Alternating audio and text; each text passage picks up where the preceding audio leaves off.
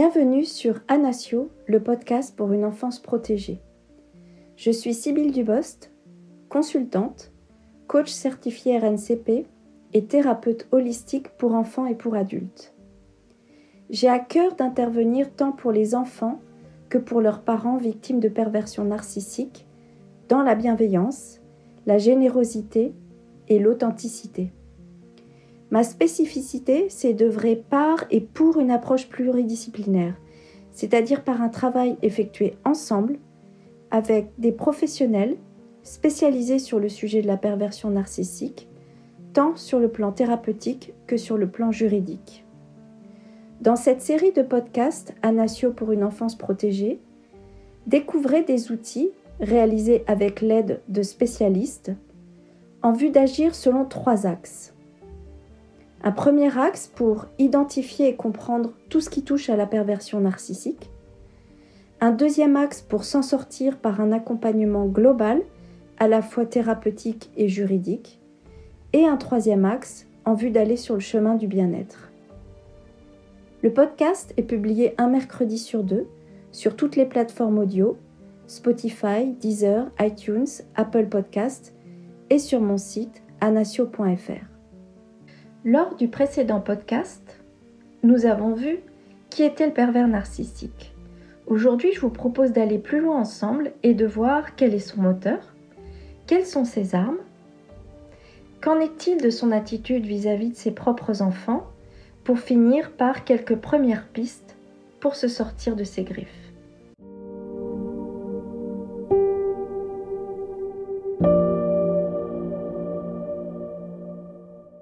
Quel est son moteur ? Le docteur Dominique Barbier, psychiatre psychanalyste, nous indique que le pervers narcissique agit selon un moteur à 2 temps. Le premier temps, il s'agit de l'emprise sur l'autre. Le deuxième temps, il s'agit de la jouissance toute puissance de sa personne qu'il transforme en victime en jouant sur le chaud et le froid. Revenons sur la pulsion d'emprise. Le pervers narcissique a besoin d'avoir la maîtrise et le contrôle de l'autre. L'emprise, c'est quoi ? C'est prendre possession, c'est donc la dépossession de l'autre réduit au statut d'objet. L'autre est choséifié. C'est la mainmise sur le cerveau de l'autre ainsi que sur son énergie. On parle d'ailleurs aussi du pervers narcissique en disant de lui que c'est aussi un vampire énergétique. La jouissance, la toute-puissance. Il faut savoir que le pervers narcissique n'a pas intégré la notion d'interdit dans sa construction. Il est donc dans la toute-puissance et la toute-jouissance, c'est-à-dire qu'il fait ce qu'il veut, quand il veut, sans aucune notion de culpabilité. Quelles sont ses armes ? Il dispose de 3 armes. La première, toute première, c'est la parole. Il va corrompre et contaminer la pensée de l'autre par la parole avec un prérequis, c'est lui qui détient la vérité. Avec lui, c'est celui qui dit qui y est. Avec lui, la parole n'a pas pour but de construire, mais la parole a pour but l'emprise sur l'autre. Deuxième arme, c'est un grand manipulateur et on va revenir dessus d'ici 1 minute. Enfin, troisième arme, il dispose d'un sens psychologique extraordinaire, c'est-à-dire qu'il saisit parfaitement l'autre et notamment les failles de sa victime. Il sait s'adapter.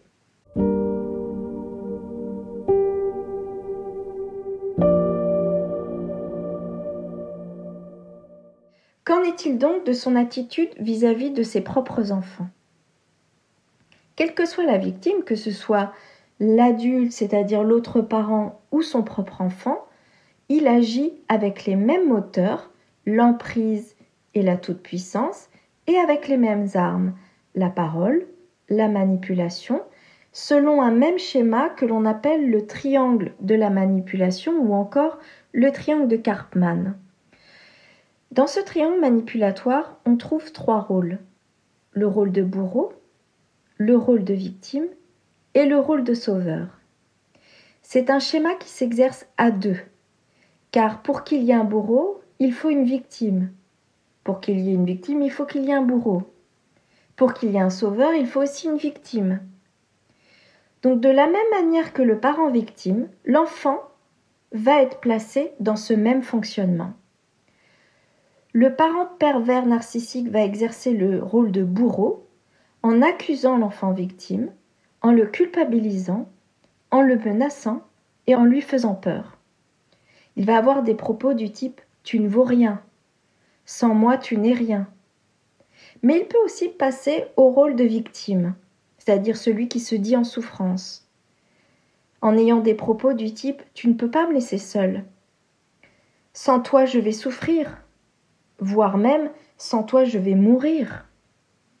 Ou enfin, il peut passer à celui de sauveur, c'est-à-dire celui qui veut sauver l'autre, en lui disant des choses comme « avec moi tu seras heureux »,« avec moi tu pourras voyager au bout du monde », lui faisant miroiter tout et n'importe quoi. L'objectif ultime étant toujours l'emprise et le fait de réduire l'autre, ici son enfant, au statut d'objet. Comme nous l'avons vu, le pervers narcissique a de réelles carences affectives qu'il vient combler dans sa relation avec l'autre par une relation d'emprise. Mais ceci nous amène à nous poser quelques questions. La première, le besoin fondamental d'un enfant n'est-il pas avant tout un besoin d'amour ? Qu'en est-il donc d'une enfance protégée avec un parent pervers narcissique ? C'est-à-dire avec un parent qui n'est pas dans une relation d'amour, mais dans une relation de pouvoir et d'emprise.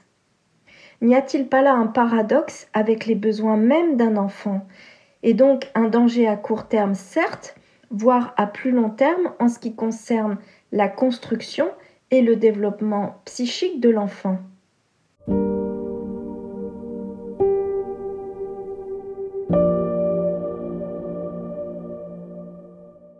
Si vous êtes victime, en tant qu'enfant ou en tant que parent, quelques premières pistes pour s'en sortir. Premier conseil, je vous invite à sortir du schéma manipulatoire et même fuir.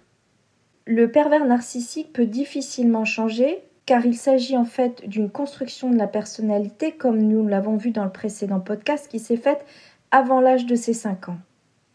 Il est donc conseillé de fuir. Le deuxième conseil, ça va être de revenir à soi et prendre soin de soi. Prendre la responsabilité de prendre soin de soi en tant que parent. C'est d'autant plus important pour soi, bien évidemment, mais également pour son enfant. Pourquoi ? Parce que l'enfant aura quelqu'un sur qui s'appuyer et sur qui se construire. Troisième et dernier conseil, ça va être de prendre soin de son ou ses enfants, si vous en avez plusieurs, pour les protéger. Alors comment faire tout ça ? Si l'on veut s'en sortir, si l'on veut protéger ses enfants, il nécessite d'être accompagné, tant sur le plan thérapeutique que sur le plan juridique, et ce, avec des personnes spécialisées sur le sujet. Dans le prochain podcast, nous aborderons le fonctionnement même du pervers narcissique.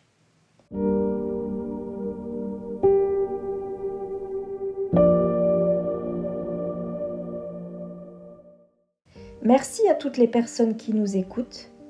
N'hésitez pas à vous abonner, à liker et à partager si vous aussi vous souhaitez œuvrer pour une enfance protégée.